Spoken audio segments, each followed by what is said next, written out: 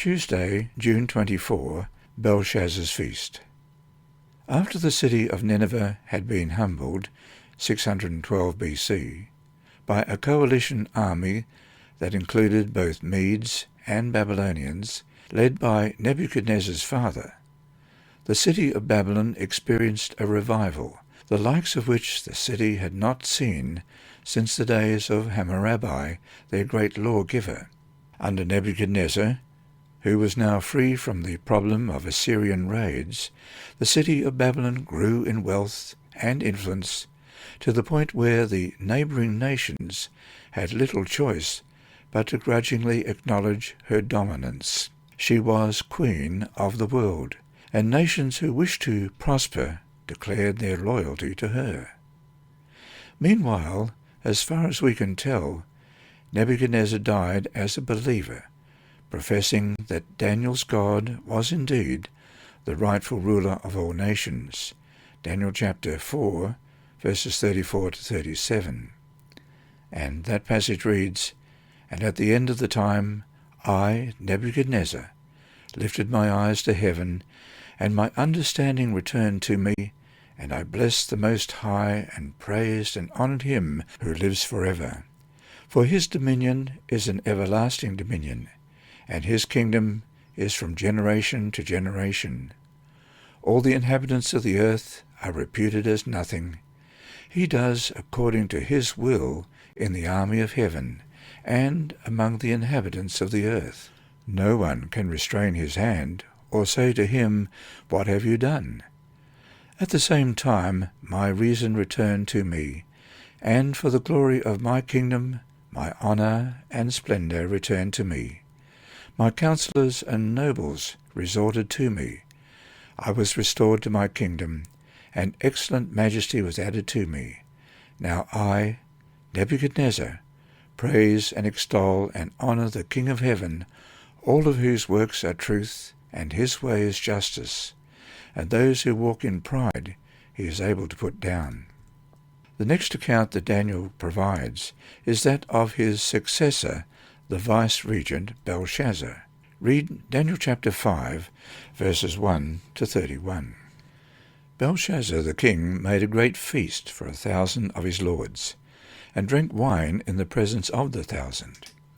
While he tasted the wine, Belshazzar gave the command to bring the gold and silver vessels which his father Nebuchadnezzar had taken from the temple which had been in Jerusalem, that the king and his lords, his wives, and his concubines might drink from them. Then they brought the gold vessels that had been taken from the temple of the house of God, which had been in Jerusalem, and the king and his lords, his wives, and his concubines drank from them. They drank wine, and praised the gods of gold and silver, bronze and iron, wood and stone. In the same hour the fingers of a man's hand appeared and wrote opposite the lampstand on the plaster of the wall of the king's palace. And the king saw the part of the hand that wrote. Then the king's countenance changed, and his thoughts troubled him, so that the joints of his hips were loosened, and his knees knocked against each other. The king cried aloud to bring in the astrologers, the Chaldeans, and the soothsayers. The king spoke, saying to the wise men of Babylon, "Whoever reads this writing and tells me its interpretation shall be clothed with purple, and have a chain of gold around his neck, and he shall be the third ruler in the kingdom." Now all the king's wise men came, but they could not read the writing or make known to the king its interpretation. Then King Belshazzar was greatly troubled. His countenance was changed, and his lords were astonished. The queen, because of the words of the king and his lords, came to the banquet hall. The queen spoke, saying, "O king, live forever. Do not let your thoughts trouble you, nor let your countenance change. There is a man in your kingdom in whom is the Spirit of the Holy God. And in the days of your father, light and understanding and wisdom, like the wisdom of the gods, were found in him.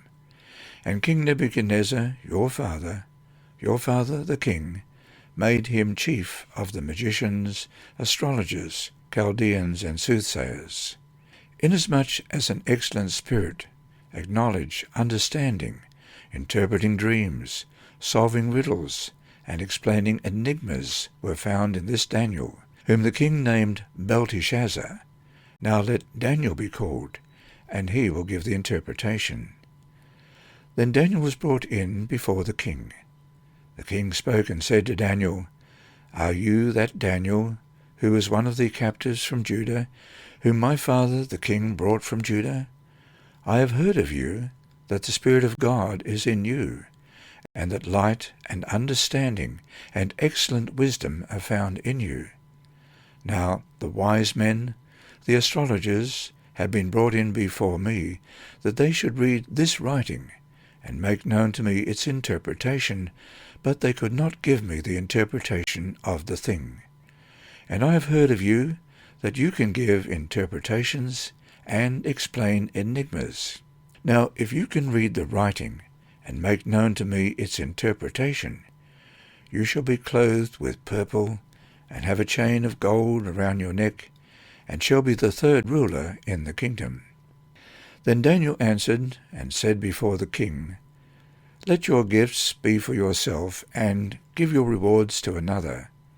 Yet I will read the writing to the king, and make known to him the interpretation. O king, the Most High God gave Nebuchadnezzar your father a kingdom and majesty, glory and honor. And because of the majesty that he gave him, all peoples, nations, and languages trembled and feared before him. Whomever he wished, he executed. Whomever he wished, he kept alive. Whomever he wished, he set up. And whomever he wished, he put down. But when his heart was lifted up, and his spirit was hardened in pride, he was deposed from his kingly throne, and they took his glory from him. Then he was driven from the sons of men. His heart was made like the beasts, and his dwelling was with the wild donkeys. They fed him with grass like oxen, and his body was wet with the dew of heaven, till he knew that the Most High God rules in the kingdom of men, and appoints over it whomever he chooses. But you, his son Belshazzar, have not humbled your heart, although you knew all this, and you have lifted yourself up against the Lord of heaven.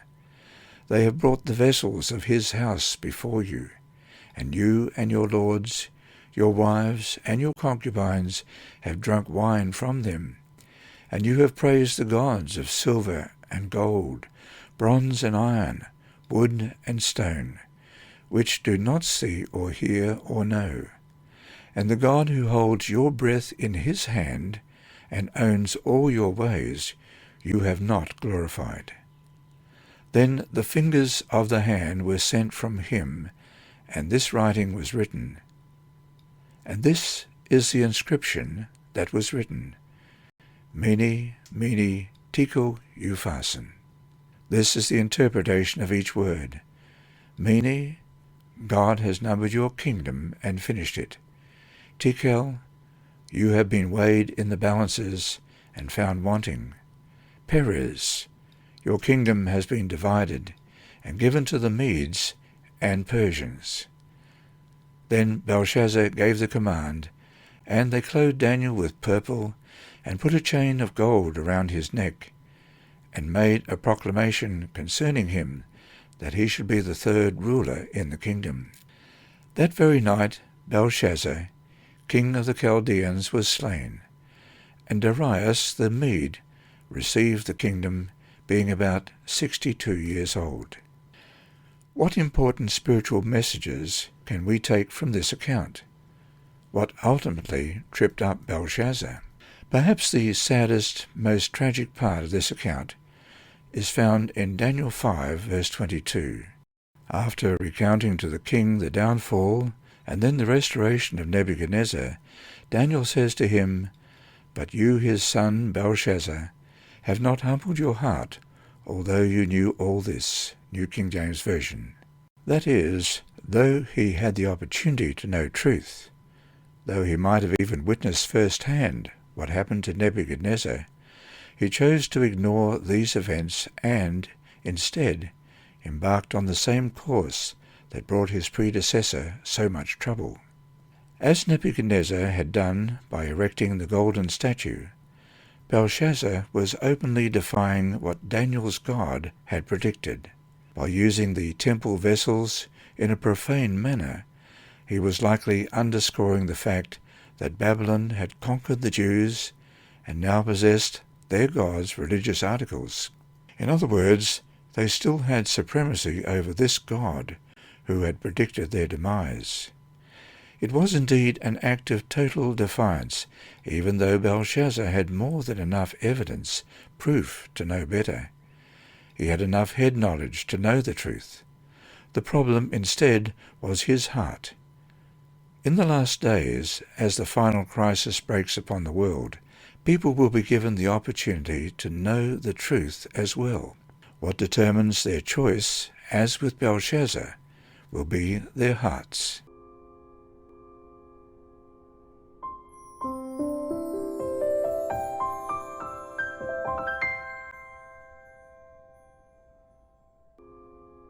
Tuesday, June 24. Belshazzar's Feast. Through the folly and weakness of Belshazzar, the grandson of Nebuchadnezzar, proud Babylon was soon to fall. Admitted in his youth to a share in kingly authority, Belshazzar gloried in his power and lifted up his heart against the God of heaven. Many had been his opportunities to know the divine will and to understand his responsibility of rendering obedience thereto. He had known of his grandfather's banishment by the decree of God from the society of men, and he was familiar with Nebuchadnezzar's conversion and miraculous restoration. But Belshazzar allowed the love of pleasure and self-glorification to efface the lessons that he should never have forgotten.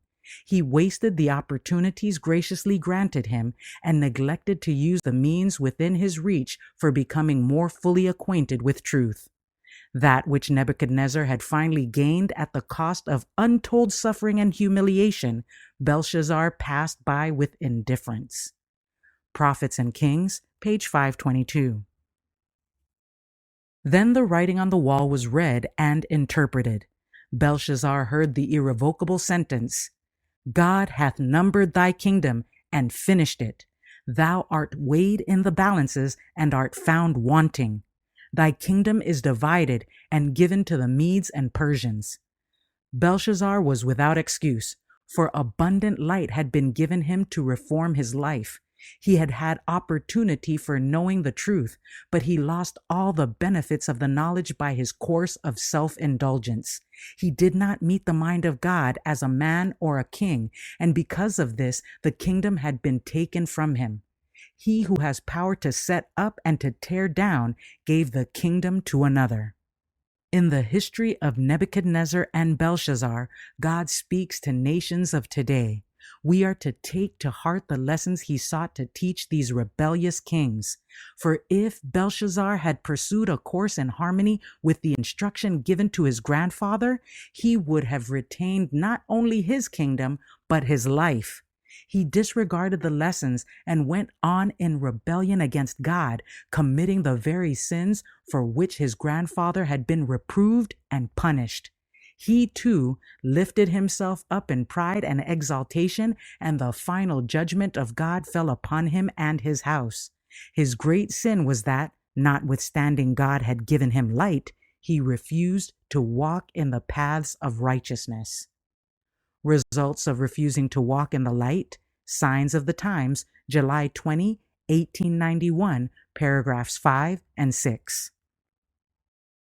Belshazzar was guilty because he had had the privilege of knowing and doing the right and of leading others in the way, and yet refused to heed the light that God had permitted to shine upon his pathway.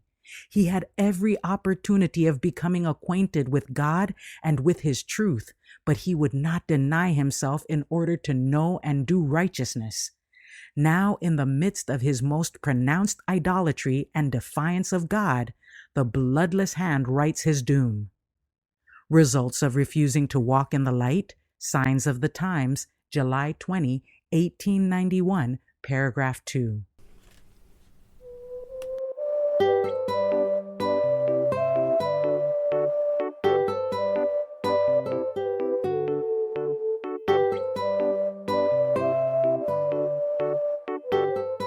And remember, God is always faithful.